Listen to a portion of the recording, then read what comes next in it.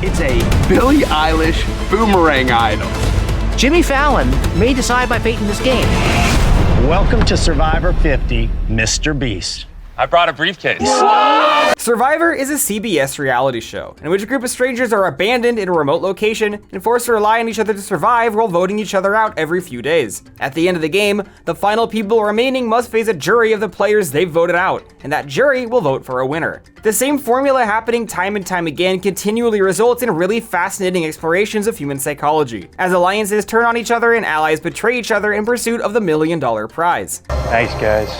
Hope you guys all get bit by a freaking crocodile. What made the show special was the delicate maneuvering, in the hopes that those you vote out will vote for you in the end. Survivor has historically been seen as the gold standard of reality television. Now, Survivor has decayed in real time, desperate for clout and celebrity endorsements, giving us a 50th season so disjointed, uneven, and frustrating, full of obviously broken, brain-dead game mechanics that don't even function as intended, that I couldn't help but take to the internet and talk about it. How did a season called In the Hands of the Fans go on to be received by many of said fans as a complete slap in the face? I have masterfully engineered this video to be accessible to people who know nothing about Survivor, i.e. my entire audience, but trust me, this is deeply funny and annoying and messed up, and you'll enjoy it.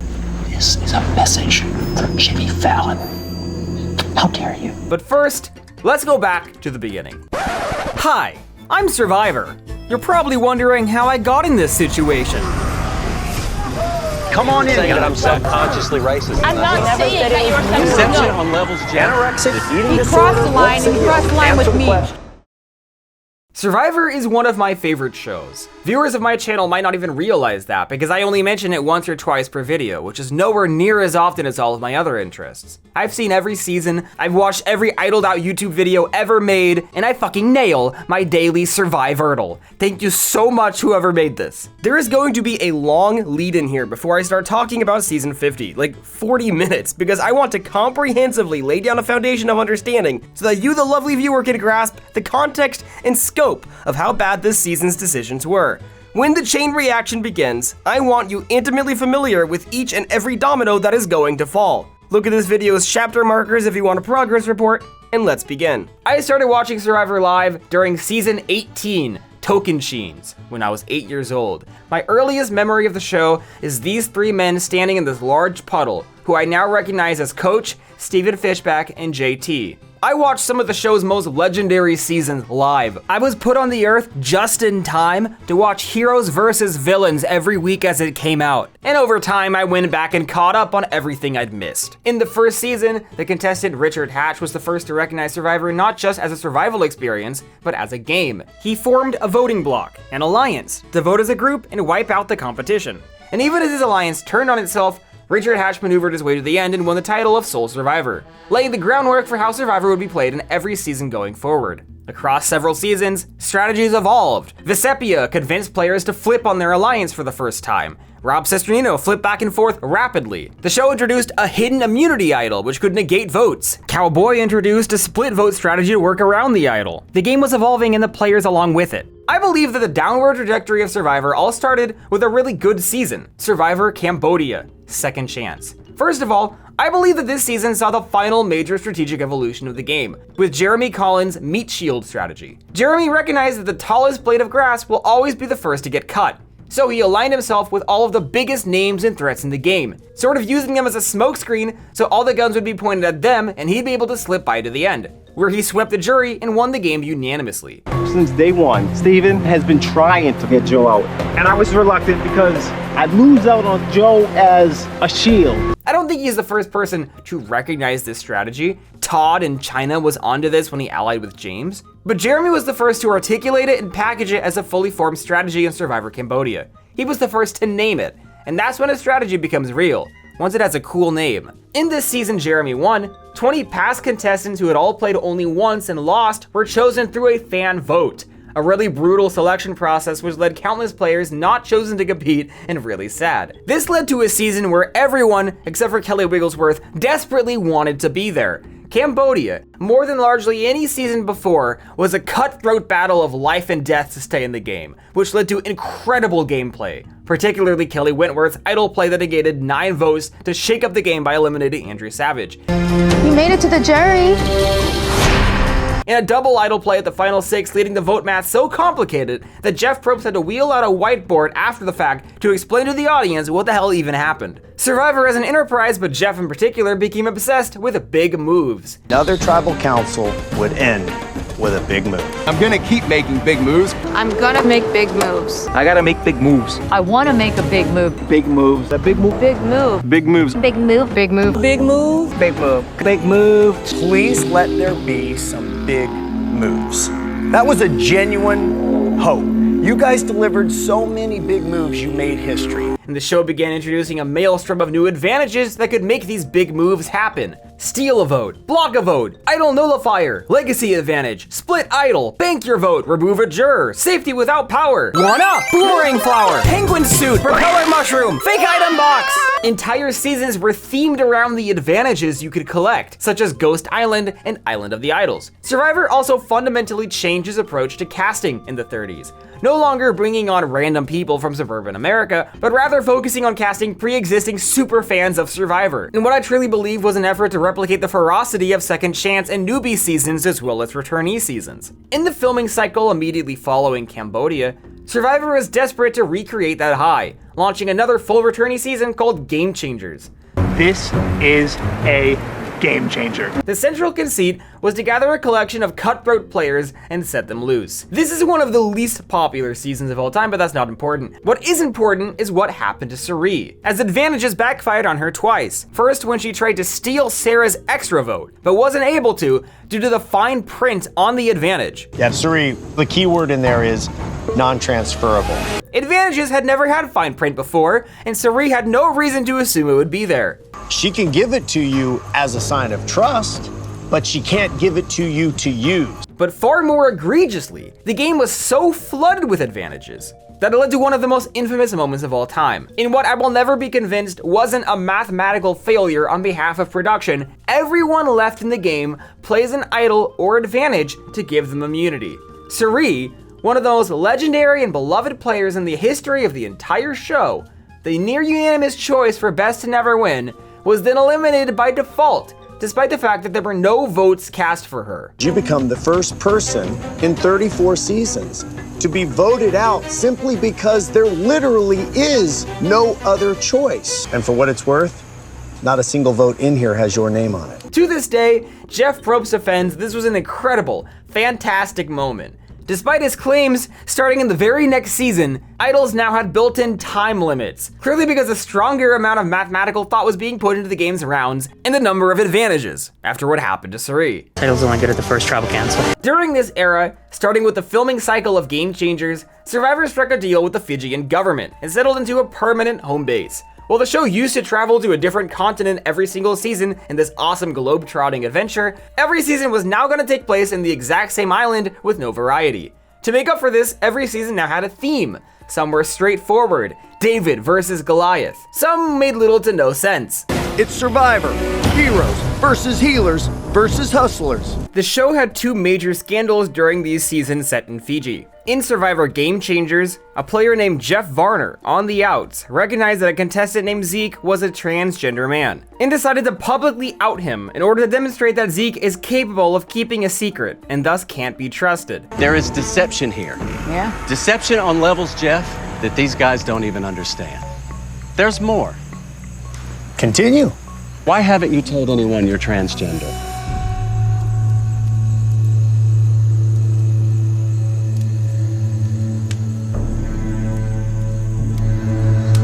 This predictably did not save Varner from getting voted out. To do with the game. That's personal. You didn't have to do that. That is so wrong. Zeke has alleged that producers knew Varner was going to ask this question and did nothing to prevent it, which makes sense because it is well documented that producers know what every player is planning to do going into every tribal council, and they all tell Jeff that information. Varner is also hinting at what he's about to do all throughout the episode. I feel like I know something about Zeke that nobody else has picked up on. This is not the guy you think he is. There's something else here. If I have to go to tribal tonight and raise mortal hell I'm gonna do it. Are we supposed to believe the producers just didn't ask him to elaborate on what he meant? The producers hoped to have a moving and powerful conversation about trans identity at the expense and humiliation of the actual trans person in the game. It's a moment that had the entire world talking when Zeke was outed as being transgender. We'll hear from Zeke and Varner and everybody else.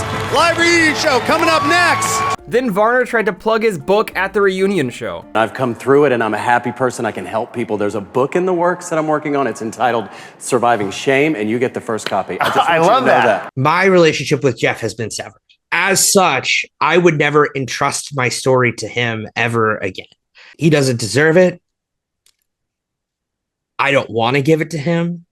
As a writer, my story is mine to tell. In season 39, Island of the Idols, a very uncomfortable situation saw contestant Dan Spillo touch Kelly Kim uncomfortably on a number of occasions, despite her telling him to stop. Kelly spoke to producers as well as fellow contestants Janet, Missy, and Elizabeth about Dan making her deeply uncomfortable by cuddling her non-consensually every night. The three women agreed to put the game aside for a round and vote Dan out. However, Missy and Elizabeth were lying and used the situation as leverage to vote out Kelly herself. Yep, put that torch down. Janet, the one person who sacrificed her game for the greater good, was swiftly placed on the outs and eliminated by an overpowered advantage called the Idol Nullifier, which you couldn't have possibly done anything to prepare for. In the second to last episode, we see black text on the screen telling us that Dan was ejected from the game completely off screen after an incident with the producer. He literally has done these things to 5 different women in this game. That sucks. That totally sucks. You know, if there are issues to the point where things need to happen, come to me and I will make sure that stops. Survivor was raked through the coals for how they handled this situation, which they called completely unprecedented. Except it wasn't. This used to happen all the time in earlier seasons, as some of the victims of said seasons even pointed out. It's like hugging on all the women and we're just like, ew, just please don't. I need Amanda and Courtney by my side. You know, they keep me warm. Like, I'm gonna keep anyone warm? I weigh 7 pounds. I can't even keep myself warm. Get off of me. Only now our culture had evolved to a place where this was not acceptable anymore, and Survivor lagged behind the cultural curve and paid the price for it with extremely bad press. Almost the entire reunion show was just a conversation with Kelly. Jeff finally learned that he shouldn't be saying things like this. You came off the show at 86 pounds, so you lost 7% of your body weight. Anorexic, eating disorder, what's the deal? Answer the question. On the verge of the 2020s, Survivor was dedicated to do whatever it could to heal its reputation. At this time, the show was casting its 40th season, Winners at War. Winners at War introduced an in-game currency known as fire tokens, which player could use to make purchases from an advantage menu, such as idols or peanut butter for extra nutritional value. Production planned to lean heavily into these going forward, as they were conceived as the central gimmick of the upcoming 41st season. But that's when disaster struck. The worst thing to ever happen to Survivor: COVID-19. Due to the quarantine mandates, Survivor was unable to film in Fiji in 2020, leaving the show off air for a full year. But it came back swinging with the short-sightedly named New Era. The show was only able to return to filming in compliance with Fiji's COVID-19 guidelines, which required a full week-long quarantine for the cast and crew both before filming and after. The only solution was to cut 2 weeks out of the filming schedule, bringing the game down from 39 days to 26. This was explained as a temporary change in consideration of the pandemic. Likewise, the show opted to forego the usual live reunion, filming an after show on the island, and forcing the runners-up to smile and eat pizza immediately after losing $1 million with no time to reflect or decompress. Their dreams were crushed 15 minutes ago. However, these wound up being permanent fixtures, despite what was stated initially. Survivor seasons remained 26 days long after the quarantine mandate ended.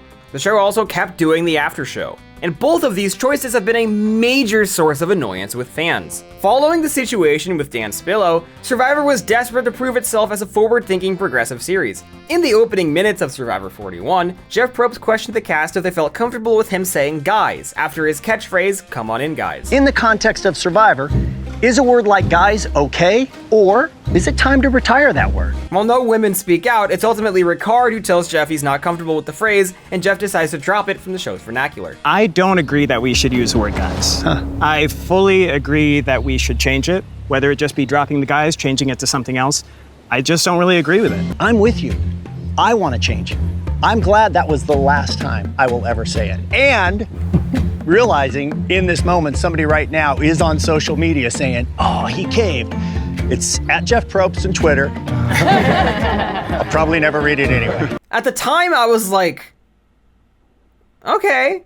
As someone who spends a lot of time in terminally online Survivor circles, I had never seen anyone on any level of progressiveness take issue with "come on in, guys" as a phrase. As far as I'm aware, to this day, the only person who was offended by "come on in, guys" was Jeff himself. This wasn't actually a change that, as far as I know, anyone was calling for. What was so difficult was I personally am not offended by the phrase at all. But if a person in power, like Jeff effing Probst, is asking, should I use inclusive language to make sure every participant in this show is on an level playing field? Yes, I'm going to answer him honestly and say, he does not know us yet. If I say guys, I can say guys after I've figured out who am I playing with. And to this day, if you go to any Survivor comment section online, you'll have fans complaining that they dropped guys and saying they need to bring it back. And while I'm tempted to roll my eyes at people who still care, I have to remember that Jeff made a big deal out of this. Ricard was subject to hate comments and attacks and death threats for months, if not years, because the show put the decision squarely on his shoulders. If Jeff wanted to drop guys from the show, he should have just done it. You know, people have criticized, like, we're too woke. Like, you should never do that. And I said, well, I don't know. I have 2 kids. I have a boy and a girl. And had I said 20 years ago, come on in, ladies, everybody would have thought that was weird. I want my daughter to know, if you think that's a weird word, gender-wise, I got you. I don't want to be that guy, that person, that guy. Following the national reckoning of the George Floyd protests, CBS announced in November 2020 that Survivor and its other reality shows must cast at least 50% people of color. The new era cast a lot of diverse players with diverse experiences, and leaned into this heavily. Open discussions of race were included in Survivor 41 and 42. We are in the midst of one of the most powerful, still evolving periods of time that we will probably ever go through in our lives. If something comes up that you want to talk about it, talk about it. Who knows, we might learn something. But within only a few years, the show went back on everything. In accordance with the Paramount merger, you know, that one, the diversity mandate was repealed, and casts after 2025 were no longer 50% people of color. By the late 40s, there are no discussions of racial identity or queer identity, or any identity really at all. Jeff, after championing diverse casting going into the new era, has not acknowledged this change. You guys didn't really believe that, did you? Come on. During the pandemic, Jeff Probst called his friend and former contestant Mike White to run fire tokens by him, and Mike White simply asked one question: is it fun? This caused Jeff Probst to abandon the fire token economy and fundamentally rethink 41. Mike White, through no fault of his own, let the genie out of the bottle. If you thought the 30s had a lot of advantages, you hadn't seen anything yet. The marketing for the new era emphasized the unpredictability and chaos that the new game would bring. The 40s features an endless cavalcade of awards and advantages and activation phrases, scavenger hunts, journeys, prisoner dilemmas, amulets, knowledge is power, and sweat versus savvy. So much runtime of episodes were now dedicated to hunting and finding advantages. In 41, a player named Heather was almost invisible, barely shown in the edit whatsoever. Upon calling her casting agent to ask why, Heather was told there were so many advantages that needed to be shown that there wasn't time left over for her. Heather was an invisible player, allegedly because she didn't find an advantage. Season 41 notably introduced the Hourglass.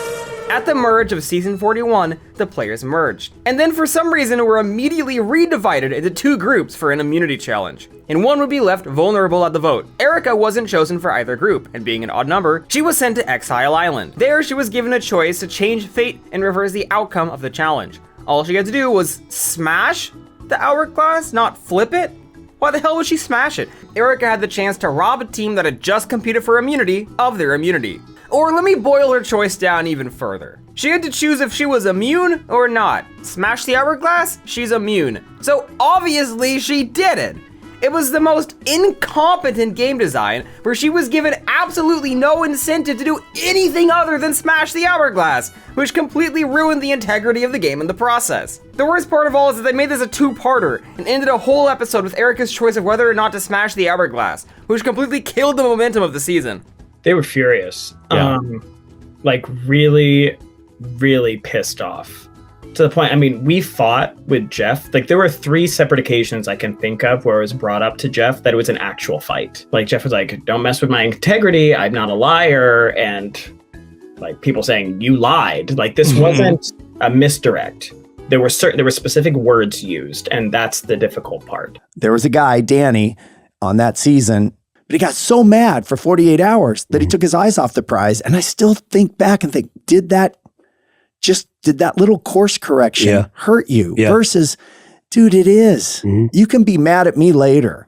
But don't mess up your game because you're mad. It was so bad that even Jeff, who came up with it, has apologized for it. But he didn't realize it was flawed before they did the exact same twist again in season 42, where Roxray once again had to smash an hourglass, and the same thing happened. As the new era evolved, players were now forced to go on journeys. On these journeys, which they usually had no say in the participation of, they had to compete a challenge for a chance to win an advantage. But if they were to lose the challenge, they would lose their vote at their next tribal council. Except some of these challenges were games of random chance. Here's Justin, who literally just has to roll dice. And if he rolls too many skulls, he loses his vote. There's no skill involved in this whatsoever. This proceeds to put players in a complete lose-lose situation, because if you tell your allies you lost your vote, you get voted out as a sitting duck. If you don't tell your allies you lost your vote, you get voted out for dishonesty. It replaces gameplay with random chance, and it happens about 3 or 4 times per New Era season. In the 2020s, Survivor ceased to be a social strategy game. It became a worse version of Mario Party. Take this example, where Sophie plays a knowledge is power advantage on Steven in order to steal his block a vote. Knowledge is power is a new wildly overpowered advantage that allows you to look someone in the eyes and say, hey, do you have an advantage? And if they do, they have to hand it to you. Soph received word that Steven would be playing this at Tribal and used her advantage to stop it. Only, it doesn't work. Do you have an advantage? Nope. That's because Steven's particular advantage had to be played before Tribal back at camp. This is so producers can pre-prepare the your vote has been blocked parchment when the victim of the block a vote arrives. So Soph did everything right, but you got defeated by the overly complicated mechanics of the game design. This is not good television. We lost, dude. We lost by a bunch of rules. Oh yeah, and Stevens voted out that night anyway, and his vote blocker doesn't accomplish anything. You know, I've been trying to scream from the top of rooftops at today's players who get frustrated with all the twists. It's almost like I'm a parent saying, that which you resist will persist. I'm going to push more and more. Also, nod to future players. Beware, advantages are not going away and they're not going to get less scary. Yeah. I've taken the liberty of meticulously adding up every single advantage of the new era. By my account, across seasons 41 through 50, there were 296 advantages. That is including 180 shots in the dark. The 6-sided die every player gets upon the game starting, which they can play once for a 1 in 6 shot at immunity. Chosen through a scroll? Not a dice roll? What does the scroll have to do with the die? I've run through and tabulated which advantages have actually paid off game-wise. For instance, Jamie's shot in the dark had a safe result, but no one was actually voting for her. So that's an example of something I'm not counting as a successful play because it didn't do anything. Rome played a vote steal on Kashan, but it didn't make a difference. The final vote was 4-1. Kashan was going home whether that was played or not, and thus I'm not counting it. But on the flip side, I'm gonna be generous with this count to get as many successful plays as possible. Matthew and Rachel are 2 contestants who played their shot in the dark with the intention of gauging reaction from their tribe mates. So while they didn't negate any votes, they produced the desired result, and I'll count them as successful plays. Similarly, season 44 gave everyone who found an idol an additional fake idol to trick people with. Jamie was successfully tricked by Matthew's fake idol, so I'll count that as a successful advantage. Why not? Or Marianne, who had an idol, didn't need to play it, but then pulled it out during the final tribal council to impress everyone. I'm gonna count that as well. I count 18 successful game-determining advantage plays out of 296 potential opportunities, or 5.7%. JD's extra vote, Erica's challenge advantage, Marianne's extra vote, Marianne's immunity idol, Matthew's shot in the dark, Brandon's idol, Danny's idol, Josh's idol, Jamie's fake idol, Caleb's shot in the dark, Austin's idol, Rachel's shot in the dark, Rachel's safety without power, Rachel's idol. What do you mean Rachel is the only person in 47 who played an advantage successfully? Mary's shot in the dark, Kyle's idol, Ozzy's extra vote, and Rick Devon's idol. Why are they all so useless, you ask? It's because an unpredictable game design doesn't result in crazy gameplay. It results in 5 people in a row getting voted out with unplayed idols in their pocket. In the new era, Survivor exclusively casts huge superfans. Students of the game who understand that the optimal strategy is to keep your head down, thus not use any of your advantages until the end game. Jeremy Collins recognized that the tallest blade of grass will always be the first to get cut. And if you play your crazy advantage too early, you're the tallest blade. As a result, no one plays anything, and everyone keeps getting voted out with them in their pockets. Thus, most advantages these days are flushed from the game unceremoniously, after all of them get huge scavenger hunt montages to introduce them to the narrative. All of it is just wasted screen time that could have been used getting to know the cast. The irony is that the game was flooded with advantages to create more big moves, but it had the exact polar opposite effect. Big moves stopped happening altogether because Jeff Probst and Survivor seem to lack even a fundamental understanding of very basic human psychology. What I'm doing when we're not shooting is I'm just designing the game. And uncertainty is what compels somebody at Tribal to do what we just talked about, which is, wait, why did Billy say that? Yeah. That sounded weird. Does he have blank? When there is this much uncertainty and you want to win, you are going to play the game risk averse. Look at some of the big moves that prompted the big move era of the show. Kelly negated all of those votes. Did she win? No. Sierra voted out her own mom. Did she win? No. None of the players who actually made those big moves won because they raised their threat level and they had to get cut. Jeff seems to see the group dynamics naturally playing out, like a social experiment the show was claimed to be, as a bad thing. I felt like watching the early seasons when they were playing out thinking, this idea that if there are 12 people and 7 are together, they can dominate the 5 is disastrous. You have to make it very difficult. So you start interjecting things into the show, injecting things that makes somebody on the 7 realize, I think I'm 7. In addition, all of these diehard fans see it as just a game and are completely fine with being voted out. Everyone's calm as can be as $1 million slip through their fingers. I love you all. Love you. Good luck. Old school players hated each other. They were so pissed upon their exits. We're robbed of that brutality and betrayal. Every new era player wants to become a legend of the game. This is my chance to become a legend of this game. This is where the legends are made. I want to be the very first head on the Mount Rushmore of the new era. I want to be remembered as one of the great players to ever play this game. I want to come here and really be one of those big name players that people are saying, we want to see this guy. Given that his podcast episodes max out at 200 views, it seems no one is in fact saying, we want to see this guy. Two-time winner Parvati said it best. Back in her day, people didn't go on Survivor to become Survivor legends. People went on Survivor to win $1 million for their family. But Survivor is now so long running and so mythologized that players care about being beloved by the fan base almost as much, if not more, than winning the game. My point being on Survivor is not to win $1 million. I want to win 1 million hearts. That's more important to me. So many modern players leverage their followings to become influencers now. When Kelly was voted out in season 45, she said, "What the hell, guys?" in a fugue state. And after that episode dropped, she said, "Come on, guys, get your what the hell, guys t-shirts." Oh, Kelly, no, I'm not gonna buy that. Kelly, you're not supposed to say guys. I think everyone with eyes can see that Survivor doesn't have the budget or resources it used to. They filmed the show for 2/3 as long, they aren't setting up a new production headquarters in a new country every year, every single reward is at the exact same location, the brand new sanctuary, the show keeps reusing the same challenges over and over and over every season, sometimes even multiple times within the same season. Nothing screams, we have money, like AI generated promo images. Clearly your pockets are running deep these days if your marketing team can't afford to drive to the beach in LA. But Jeff Probst insists as of late that the show has the same budget as before. Our budget has not gone down, but where you have to be adaptable is your costs still go up. Crew members get raises, format fees go up. However, Jeff has been on the record in the past saying the show is having budget cuts. Many years ago, he described what a potential budget version of Survivor would look like, filming every season on one island. And the only thing I believe that'll take Survivor off the air is numbers, the budget. But if you were willing to play it down and make it smaller and buy an island somewhere in Panama and call it Survivor Island and do the same challenges every year and not have all the expenses of travel, this show will work for a long time. That's literally what's happening now. What Jeff Probst described in the past as a hypothetical budget Survivor is current Survivor. This brings us to Jeff Probst.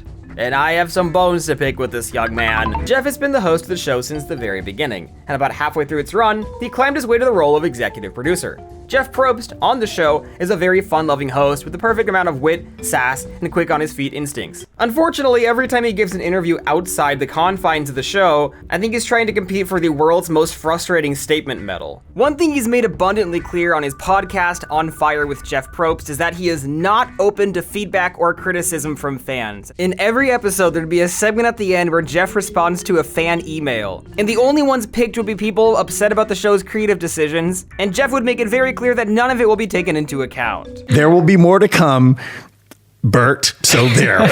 However, he does listen to his celebrity friends who are fans. As stated, Mike White convinced Jeff to drop fire tokens due to their convoluted nature, and he also convinced him to drop the Redemption Island twist in season 29's San Juan del Sur. After the entire set had already been built, they just used it for something else. While countless fans voiced to Jeff that dropping guys didn't need to be a televised roundtable discussion in season 41, he was not open to that criticism. It wasn't until a little later when he changed his tune because one of his famous friends had the same opinion that us low-life scrubs had been saying to him. And then Jeff listened. What somebody pointed out to me was the mistake I made was I made it a moment. And in that way, I made it about me. And he said, you know, if you just didn't want to do it, stop doing it. Yeah. And I really appreciated that because I was uncomfortable with making it such a big deal. If I could do it again, I would do what this guy suggested. And he's a big movie producer, a very smart guy, and I would have just done it. Jeff Probst gleefully bashes fan ideas on his On Fire podcast. But when a celebrity pitches an idea, he'll take it no matter how bad. In Survivor Cagayan, a movie producer named Tyler Perry suggested an idol that could be played after the vote. And Jeff said, wow, that's amazing! Thus, they introduced a brand new idol, unofficially called the Tyler Perry Idol. Except, that's exactly how idols used to work. That is identical in every way to what Yule and Earl had in Cook Islands and Fiji. The idol was so overpowered, both of them leveraged it to cakewalk their way to the end. Then the idol was refined and nerfed so it could only be played before the vote. Surely Jeff knows this, but he wanted Tyler Perry to feel special. So he worked in his suggestion and named the idol after him, despite it literally being an idol that already existed and had to be fixed because it was overpowered. And of course, Tony, who found this idol, leveraged it in the exact same way Yule and Earl did, and won. You can't get voted out of the game if you have this. But because it was suggested by Tyler Perry, by golly, Jeff had to put it in the show. But when fans ask for a first boot season, the fans can stuff it. There's a rigorous casting process on Survivor, and you have to be a very articulate speaker in order to be cast on the show, unless you're one of Jeff's famous friends. Part of, I mean, it's like, you know, it's like like those people in production, Jeff, like, it's like, you know, like, it's like, you know, it felt like, you know, it's kind of a... In season 7, Jeff was a vocal critic of a twist known as The Outcasts, where the first 6 people voted out got to come back and surprise the players and compete for a chance to re-enter the game. Jeff said for years that it completely ruined the integrity of Survivor. But as executive producer, Jeff got to call the shots. He introduced a twist called The Edge of Extinction, where the first 6 people voted out got to come back and surprise the players and compete for a chance to re-enter the game. But this time, there's 2 chances to re-enter. One's near the end. Hey, can I copy your homework? Yeah, just change a couple things so it's not as obvious. Jeff, these are the same thing! You hated this for years, but now you've made minor tweaks, and you love it? Certain moments on Survivor have become iconic. Others become iconic the moment they happen. This might be one of them. The new era dropped season themes, replacing them instead with numbers, with every season set on the same island with the same game design with tribes of 3 on the same beaches merging at the same time. Every single season of the show started to blur together. Welcome to Survivor 42. Welcome to Survivor 43. Welcome to Survivor 46. Welcome to Survivor 49. Welcome to Survivor 44. Welcome to Survivor 47.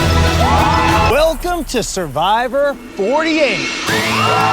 The show has become predictable, boring, and produced on an assembly line. And after over a decade on the same island, all of the natural resources are depleted. So now in every season's episode 1, there's just bamboo laid on the ground by production for the players to build their shelters with. But Jeff's been on the record on his podcast saying that coming up with thematic ideas is a challenge, and that's why they abandoned it. But I got to be honest, those are tough to come up with. And after doing, 40 of them, I saw the writing on the wall. So with Winners at War, we were going to end this era of gameplay. And we also realized we have to start numbering the seasons. And there are pros and cons. The cons are obvious. Numbers are not as memorable as Ghost Island or Island of the Idols. You can't make fun of the titles either. But the pros are you don't have to come up with a name like Ghost Island or Island of the Idols. Recently, after Jeff climbed his way to the role of producer, he gave a candid interview about wanting to be thought of as a storyteller. And while the source I found initially was InsideSurvivor.com, I quickly thought about it and I was like, I know enough about Jeff to know there's no way he would ever give an interview to a fan site and not like a major trade. And yes, upon looking into it further, this was an interview with the New York Times. And he said, "My Achilles heel for a lot of my life was that nobody saw me as a storyteller, and they just saw me as a white guy with dark hair who was just a game show host." And I just have to suggest, surely a storyteller could come up with 2 themes per year. Jeff is the person who constantly floods the game with advantages. In what way is pure random chance Mario Party mechanics a story? How many good stories rely entirely on coincidences and Deus Ex Machina? In a modern Survivor, Jeff Probst isn't telling a story. He's programming a slot machine. He also always exaggerates. He calls everything the biggest stakes of the season, the biggest reward of the season. The biggest reward of the season. The biggest reward of the season. The biggest reward of the season. How are they all the biggest of the season? Unless you mean like the biggest so far, but in most of these instances, it does not seem larger than what came before. The show keeps trying to market opinions as facts. Biggest stakes ever on Survivor. Biggest stakes of the season. When the show was cut down to 26 days, Jeff insisted over and over and over that because of the fast pace, 26 days was actually harder than 39. This was the hardest Survivor had ever been. When everyone with a brain was like, no, it obviously isn't. This season is going to be more difficult than ever to win, and here are a few of the reasons. It's going to be a shorter season. If anything, the new era, brace yourself, old-time players, is more difficult.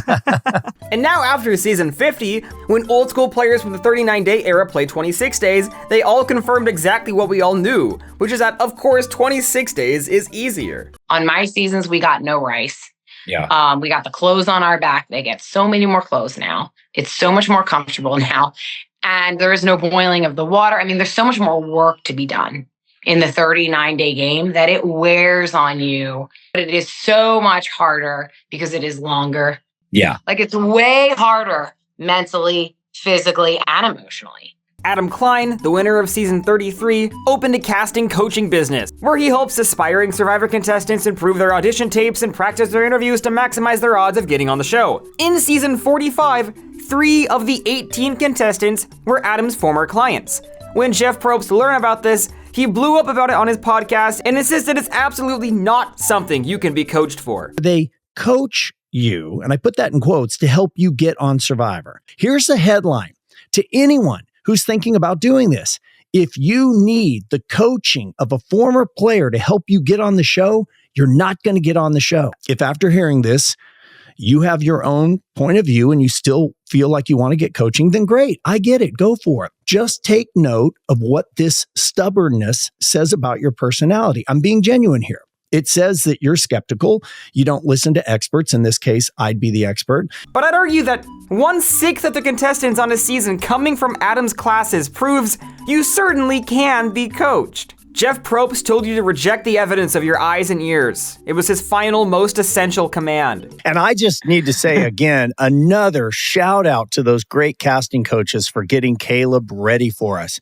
I really feel like we need to send him a case of champagne just to say thank you. And if you are listening to this and you think I'm being genuine, I'm not. And Jeff Probst, above all else, just seems to have such an easily bruised ego.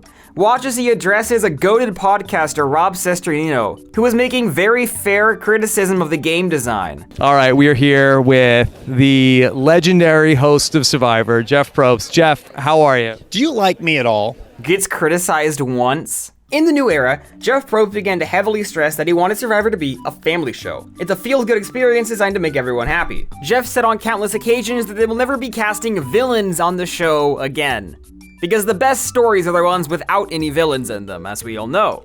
Every single player in the early seasons of the new era got a backstory in it, showcasing who they all are and their tragic struggles. But when you introduce 18 tragic backstories in one episode, they all blur together. It makes every single player feel homogenized.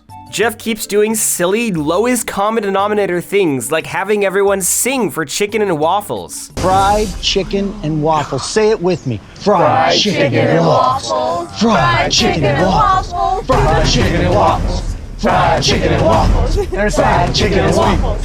Like, genuinely, who is this for? Can I get a little bit of this?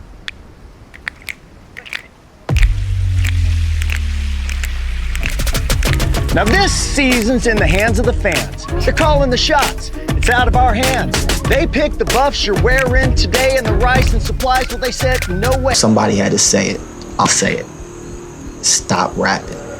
You're trash. At rapping.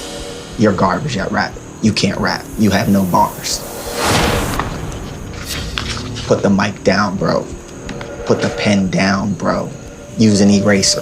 The show in the new era also has a massive emphasis on toilet humor, just regularly showing people passing gas on screen several times per season in a way that they never did before. This is a conscious editing choice. How many farts did I think I got away with? I'm poop positive, okay? Like, seriously?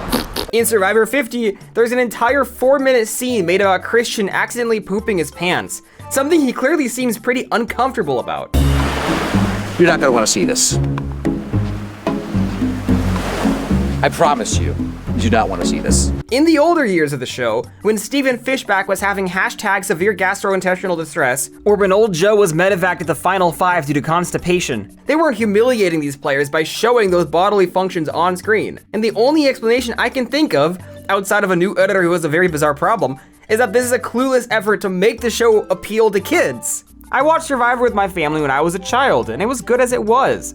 I don't think sanitizing the show in pursuit of a child audience does anyone any favors. Kids liked the show at the time. That's why Survivor has such a massive young adult audience now. Kids want to watch things they feel like they shouldn't be watching. Kids don't want to watch things that are trying to appeal to them by being squeaky clean and innocent. Unless all kids have changed since I was a child, I haven't kept up with them. It's possible. During the airing of the 48th season, Survivor launched a major Emmy campaign, built largely around a moment in the 6th episode where firefighter Joe crossed tribal lines to help roboticist Eva through an autistic episode. And in my opinion, their pursuit of this Emmy hurt the season as a whole, because across the entire season, they edited these two contestants solely to support this moment. Joe was only depicted as the charismatic, dominant golden boy in the edit. While this season was airing, there was a baffling sense of, why is everyone letting Joe cakewalk to the end? Are they all stupid? But when the dust settled post-season, it turns out that everyone was bringing him there as an easy person to beat, and he was pretty unpopular on the island. Eva, meanwhile, I thought was edited in a really regressive way, because they made the fact that she has autism almost singularly define her. I have autism. I have autism. I have autism. I am on the autism spectrum. I am on the autism spectrum. Having autism. Having autism. Having autism. Marry someone with autism. Marry someone else with autism. My autism. My autism. My autism. My autism. My autism. So many people who have autism. Everyone who has autism. Kids with autism. Think about autism. Anyone has anything they want to talk about related to autism. You were amazing this season. It wasn't because you have autism. I can guarantee you Eva didn't start 110% of her sentences on the island with "I have autism." That's basically all the editors chose to showcase. They sanded off all of Joe's flaws and all of Eva's strengths to make Eva seem fully dependent on this big, strong American hero. Joe is someone who's really emotional, and he requires a little extra support before votes. We didn't have to have a Joe-tation on 48 because Joe had me. That's the difference. You guys got to see through the edit that Joe really supported me during season 48. That was really beautiful, but what the edit didn't show was how I was there for him. And Joe and I both talked about this in our exit press, that, hey, like, we equally supported each other. Ultimately, this campaign netted Survivor 0 wins. They went 0 for 4, and I feel like that would go on to play a role in how Survivor 50 was produced. It'll be like an hour before I circle back to that train of thought. Quick plug, because there's nothing you can do to stop me besides skipping forward, but I know you would never do that. I recently released an animated pilot called Para Not Normal, which follows 2 rival students and a ghost hunting curriculum at a haunted community college. Go watch it now on the internet. It's really good, is what I've been hearing. Okay, back to Survivor. On April 27th, 2024, during the airing of season 46, Jeff Probst announced that Survivor 50 will be returning players. A year later, during 48, Jeff announced the theme of the season, In the Hands of the Fans, in which fans would be able to vote for the game design. Every few weeks, a series of voting questions would be posted online. Some of these were more straightforward. Pick the tribe color, pick the immunity necklace, vote if we have a live reunion. Cool. But then some of these were just downright confusing. There were 3 separate votes which asked, inclusion of idols, yes idols, no idols. Nature of advantages, dynamic power, minimal power, or strategic power. Inclusion of twist/game dynamics. I don't like twists, keep them rare. Or I love twists, bring them on! First off, idols are advantages. Advantages are twists. So where the fuck are the boundaries of this Venn diagram? Secondly, the language in all of these is so biased. There's clearly awesome exclamation points in every single one the production prefers. I love twists! They add excitement and uncertainty, keeping the players on their toes and forcing them to adapt and rethink their strategy. Bring on the twists! Versus, I don't like twists. They're coarse and rough and irritating, and they get everywhere. I don't like idols. I want to take Survivor back to its roots. A very simple game. Or, are you serious? I love idols! They reward players who hustle, and they create uncertainty that can change the game at any moment! And third of all, dynamic power or minimal power or strategic power, what does that even mean? There's no definitions provided. I remember looking at Survivor discussion boards to figure out what the hell this was talking about, and no 2 people had the same theory. The show's most die-hard fans had absolutely no idea what this question even meant, and even after the seasons aired, we still don't. Brace yourself for a spoiler. Fans voted for dynamic power, and Savannah in the season goes on to get a block a vote, which of course doesn't get used because she's voted out with it. How would that not be a strategic advantage given the strategy that has to be used to deploy it? All of the usual advantages from the new era are in play this season. Block a vote, steal a vote, shot in the dark. There's no explanation for what dynamic even means in this context. The questions were phrased so vaguely that the producers could just do whatever they wanted. The comprehensive, thoroughly maintained Survivor Wiki hasn't made any attempt to classify advantages as dynamic, minimal, or strategic. Now the show's official terminology because they don't mean anything. Jeff kept insisting in countless interviews that fans were determining the game design in major ways. You all tell me you could do it better? Here you go. Yeah, exactly. You designed the game. Everyone always thinks they can, yeah. But in reality, it's so obvious we had little to no impact on the game design. The language was completely unclear. It was just an illusion of choice. Remember in Cambodia when we voted contestants back into the game? That's a choice, not this. Everyone wanted 39 days back instead of 26. That wasn't an option. We didn't even get to choose the number of starting tribes. For months, there was endless speculation about who was going to be cast in Survivor 50. The handful of final months were insane. Rumors and leaks and contestants flocking to social media one by one to complain that they were cut from consideration. Carolyn Weiger, I don't care. She was the breakout star of Survivor 44, to the degree that everyone assumed she was a shoo-in for any Survivor returnee season. That is until she was cast on the non-CBS reality show The Traitors. Shortly after that, she was cut from Survivor 50. We find an incredible human, and then they're on an incredible season of Survivor, and the next thing you know, these other shows are going, hey, why don't you come do our show? And I'm like, yeah, of course you would. That's a great casting philosophy. Just wait for us.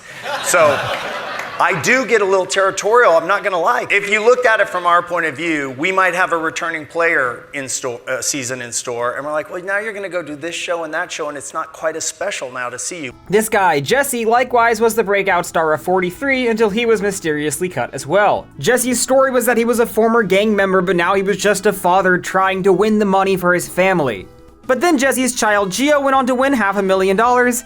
In the hit Mr. Beast video, I trapped 100 people in 100 circles. Behind me are 100 circles! So within the context of Survivor, does that ruin Jesse's story? Is that the logic behind the cut? There's a genuinely uncomfortable possessiveness that Jeff Probst and Survivor exhibit, as if contestants are expected to reject all other career opportunities in the hopes that one day their phone will ring 10 years later. Jeff has explicitly been on the record promising that contestants will return, and then they never do. And that's really what it came down to with Carolyn.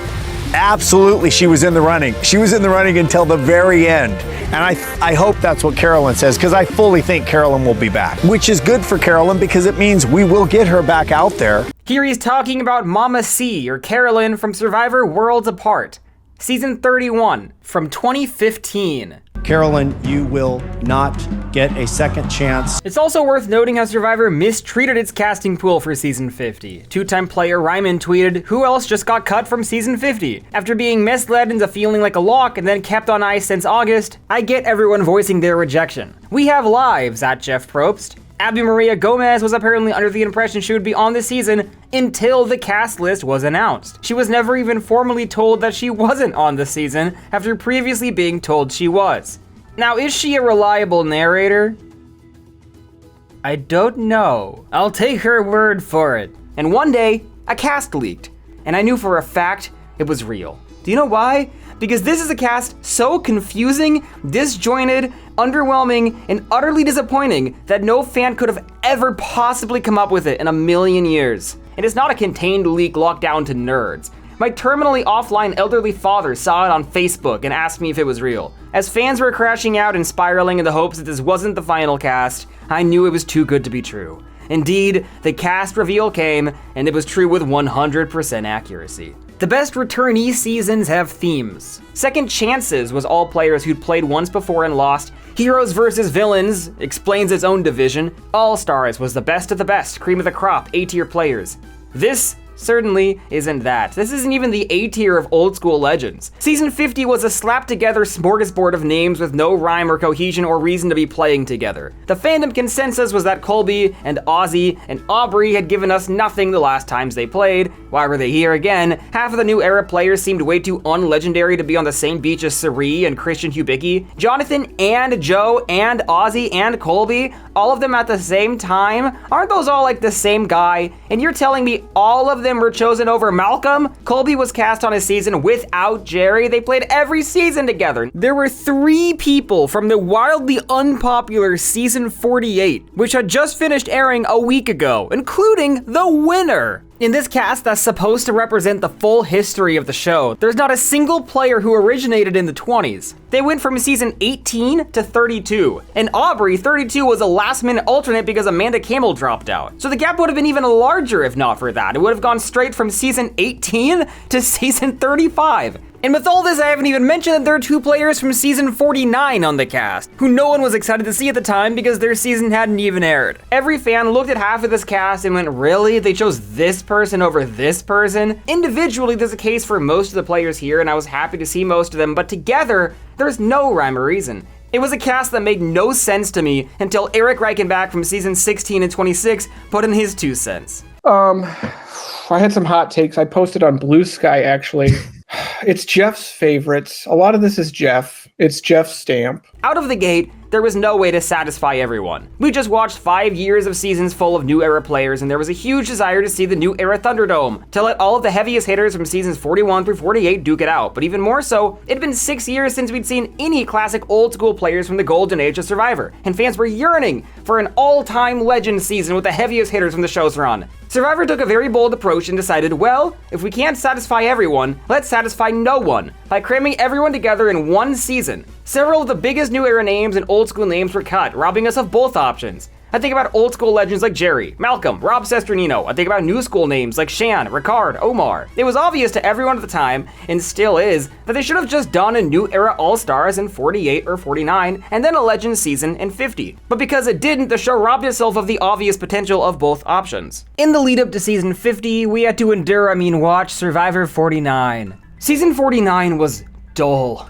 And a huge part of that is that the season 50 cast leak revealed Dee, a winner on one tribe, Kyle, another winner on one tribe, and a third tribe with no winner. Oh, but there's Savannah from 49. Given Survivor tribes are always like symmetrical, basically everyone and their mother could tell that Savannah won. It was incredibly short-sighted casting given that every Survivor cast and tribe breakdown leaks every season. The only saving grace of season 49 was R-I-Z-G-O-D Riz God, baby. The other 49 player cast in 50. Man, the myth, the legend, R-I-Z-G-O-D, Riz God, baby. This man is the most talented Survivor player, if not human being, ever put on the planet. In episode 1, he cheats in a challenge by looking at this guy's puzzle and then cries about how he's making his family proud. Everybody in Albania, and I'm so proud of myself, man. It might actually be the funniest introduction to a contestant in the history of the show. I love him so much. Rizzo Velovic, if you hear this, I have been defending your honor in group chats for months now. You're a fucking national hero. I wish I could hug myself, but that's weird. Anyway, season 49 overall was a dull slog,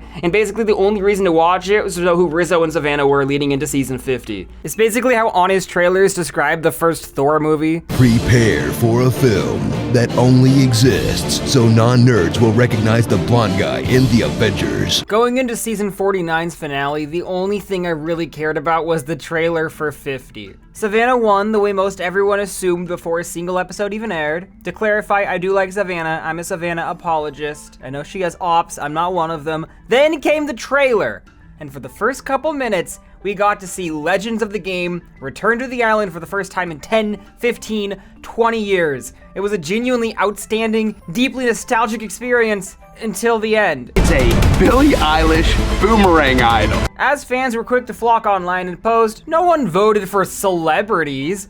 Jeff Probst quickly put out a statement to combat the bad press, insisting the celebrities featured on the season were all huge fans of Survivor. It's in their hands as well because they're fans. Our concerns weren't all the way eased, but we just had to wait around and see how it would play out. How much does this season live up to the expectations of a season 50? I'm going on the record to say I think it's the greatest season we've ever done. Also, in the trailer when Mr. Beast comes out, in what very much looks like the auction that occurs late in the merge, you can hear Rizzo screaming. And so I knew Rizzo was gonna go very deep in the game because sure, they could have spliced in that scream from somewhere else, but what else would make Rizzo scream like that? He's a fucking goat. R-I-Z-G-O-D Riz God, baby. R-I-Z-G-O-D Riz God, baby. After waiting for 4 months, or 2.5 years, or 25 years, or 26 years, depending on how you count, season 50 finally aired. And I have to say that it started strong because the first few episodes were so character focused. Season 23, South Pacific, generally thought of as a forgettable, inconsequential season, was suddenly critically important to season 50's narrative, and it was so cool. All these classic rivalries came back into play. Coach versus Ozzy, Christian versus Mike and Angelina, Charlie versus the ghost of Maria. That's not to mention the incredibly nostalgic opening montage recounting the history of the show with the most badass match cut on Jenna.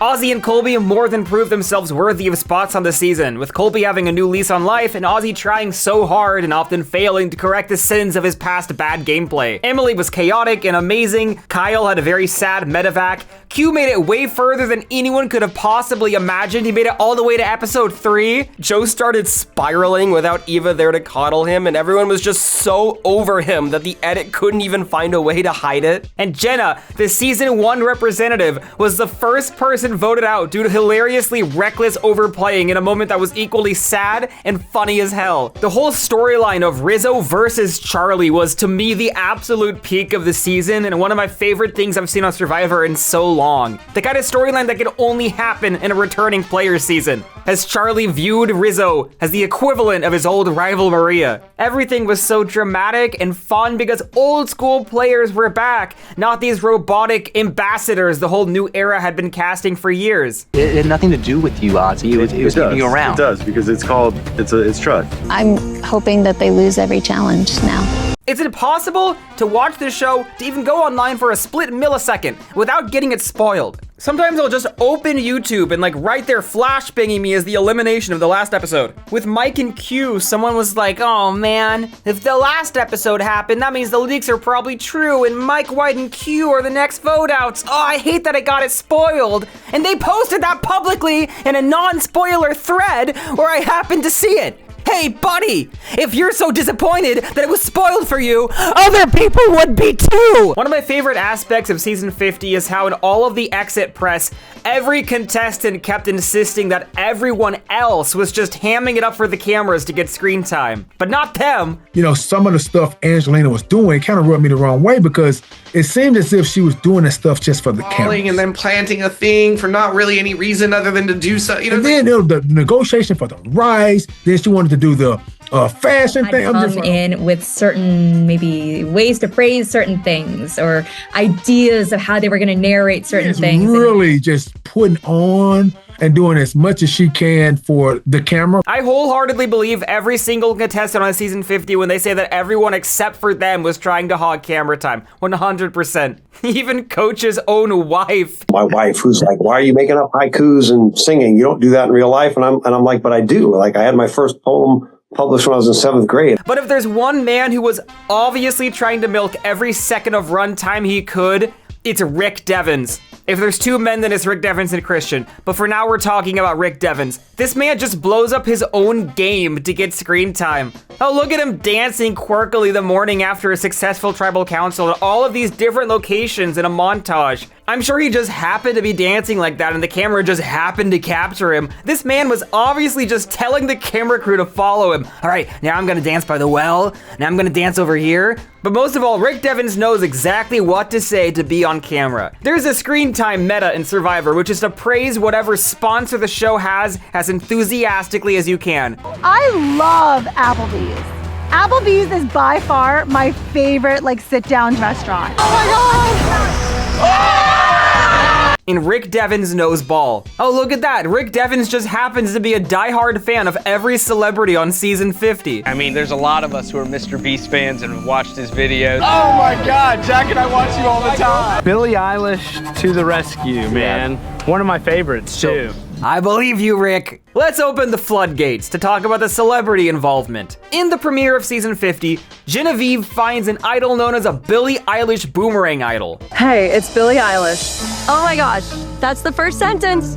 It's Billie Eilish. The producers clearly and embarrassingly spoon-fed the contestants the information that Billie Eilish is a big Survivor fan, forcing them to say it on camera. It's really cool that Billie Eilish is a part of this. She must be a big Survivor fan. This season is called In the Hands of the Fans, and it turns out that some fans are really famous. And every single player who speaks about the advantage is forced to call it by its full name, the Billie Eilish Boomerang Idol, so that Billie Eilish can be name dropped as many times as possible. It's the Billie Eilish Boomerang Idol. This is the Billie Eilish Boomerang Idol. Billie Eilish Boomerang Idol. I'm the Billie Eilish Boomerang Idol. Billie Eilish Boomerang Idol. It's called the Billie Eilish Boomerang Idol. Billie Eilish Boomerang Idol. We're telling them that Rick found the Billie Eilish Boomerang Idol. Star Wars Galactic Star Cruiser. Because every time they have to say it in the confessional, you hear them really have to say the Billie Eilish Boomerang Idol. And Suri, in her confessional tonight, the way that she was doing it, it seemed like that this might have been take 9 or 10 for Suri. She was like, yeah, so Devin told me about the Billie Eilish Boomerang Idol. Devin said he sent his Billie Eilish Boomerang Idol to Aubrey. How do we tell Emily about the Billie Eilish Idol? A Billie Eilish Boomerang. It's called the Billie Eilish Idol. I tell Dee about the Billie Eilish Idol. Billie Eilish Idol. Billie Eilish Idol. Billie Eilish is a big fan. The Billie Eilish Idol. Billie Eilish Idol. Billie Eilish Idol. A Billie Eilish Idol. Billie Eilish Boomerang Idol. It's called the Billie Eilish Boomerang Idol. No one knows about my second Billie Eilish Boomerang Idol. It's about our friend Billie. Billie Eilish. And you might be wondering, what was the payoff for naming Billie Eilish multiple times per episode? Well, let's talk about what this trinket even is. The Billie Eilish Boomerang Idol, TM, is an idol you have to send to someone on another tribe. That person can, for some reason, only play it on themselves, not for anyone else. If they're voted out with this in their pocket, then the Billie Eilish Boomerang Idol rebounds back to you. But if they play it, then it's absolved and you don't get it back. It's basically a disadvantage to find this. The fact that you can only play this on yourself as someone who receives it eliminates any possibility of flashy idol plays to protect an alliance mate, basically meaning it can only function in the most boring, straightforward way possible. It's so contrived. Not to mention, someone will always know that you have an idol, which greatly devalues the idol. Idols are most effective when they're secret. It's so contrived, and I don't hate it in theory, but the issue is that it goes on to accomplish nothing. Genevieve finds 2, which she sends to Ozzy and Rizzo. Then Genevieve is voted out before either of them play their idols, which believe me, we'll talk about. Christian, meanwhile, sends an idol to Aubrey. Because the Billie Eilish Boomerang idols are public, Aubrey finds herself marked and plays it solely to get rid of it, when she didn't even need it, flushing it from the game. This idol, after so much buildup, accomplished absolutely nothing. Jeff, I would like to thank the wildly talented Billie Eilish and Phineas for the protection this idol brings, but I also know that an idol that everybody knows about is not an idol at all. It's a scarlet letter. It's yet another new era advantage which has rules so contrived and complicated that it basically can't be used in any beneficial way. Throughout the airing of the season, Billie Eilish did not acknowledge Survivor in any capacity, which made it abundantly clear that Survivor is more excited about this than she was. Survivor paid to use her name, and they probably couldn't afford to pay her to promote it. It's the most laughable, brain-dead marketing stunt of all time. Are you trying to appeal to Billie Eilish fans with this? To get new viewers to the show?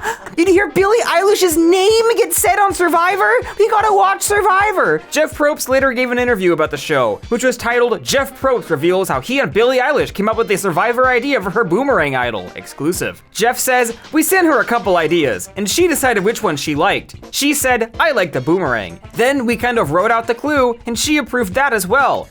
It was really fun to collaborate with her. She was so enthusiastic about it. So, hi, it's me, Billie Eilish, was, of course, obviously not written by Billie Eilish. It was written by production and she approved it. But Billie Eilish herself only acknowledged the idol on Amy Poehler's podcast, and she had this to say when asked about it. They have my own Billie Eilish idol.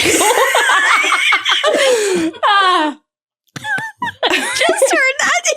They named the immunity idol after you? It's a Billie Eilish idol.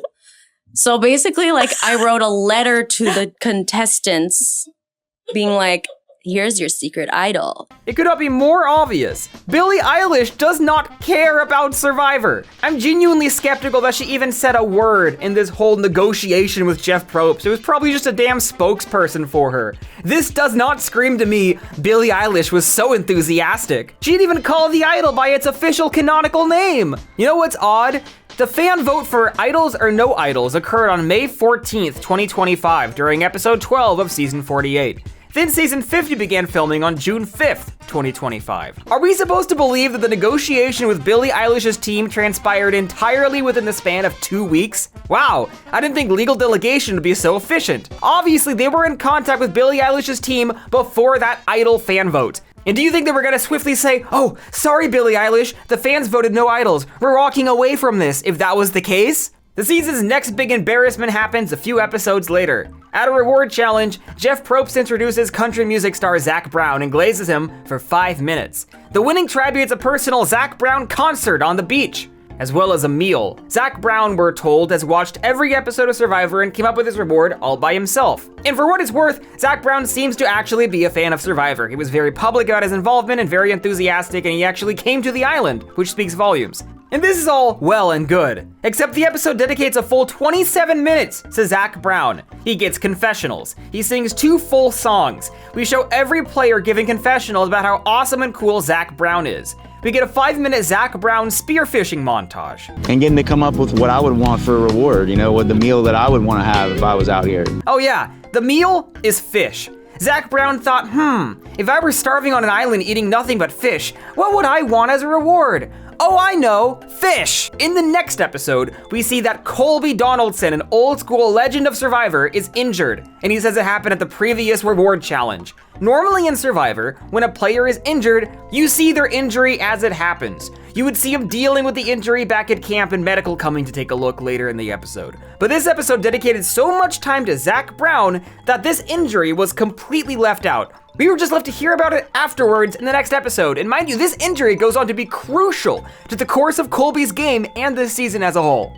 Now I see Zac Brown on Survivor. Also, in the season 50 trailer, they digitally recolored Rizzo's buff to be purple, even though at this point of the actual season it's orange. The actual purple buffs don't have this fire pattern, that's exclusive to the orange buffs. Purple is Rizzo's starting tribe colors. They were trying to hide the existence of the tribe swap. I swear to God, I'm the only person who's noticed this. I had friends in town when this Zach Brown episode aired, so I had several international besties from Europe and Asia on my couch watching Survivor with me that week. The Zach Brown episode is the first and only episode of the show they've ever seen, and they were all asking, why the hell are we spending so long on this? And it's not just my disgusting normie friends who didn't like this episode. This was swiftly downvoted as the worst rated episode in the history of Survivor on IMDb. Now, is this the worst episode? Probably not. Why haven't you told anyone you're transgender? But on principle, it feels good that this was downvoted so intensely. Survivor fans don't need celebrities to validate Survivor. Fans wanted to make this loud and clear. They did not vote for celebrities. Even Mr. Beast was like, oh man, I hope my episode goes over better. A big part of what made this Zach Brown reward so egregious, that here in episode 4, he got more confessionals in one episode than Tiffany had had in the entire season up to this point. Music is such great medicine, so if I can write something that helps me, it's gonna help somebody else. For a show which made a huge deal about removing guys from its catchphrase, it sure has some issues editing women. All throughout season 50, women were hugely under-edited compared to men. Every near invisible player on this season was a woman, and that's true of the entire new era as well. Think about how many players made it really deep in the game and we knew almost nothing about them.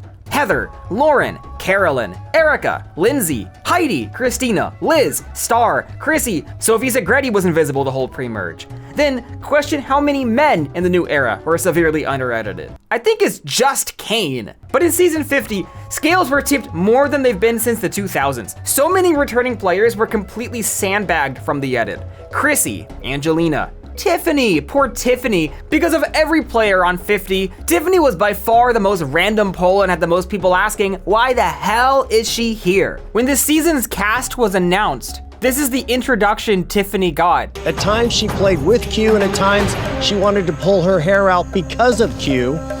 Tiffany wasn't even valued as a player in her own right. It was just Q's sidekick. Q himself thought it was ridiculous. What did he say about Tiffany? I don't remember. Well, exactly. Let me remind you.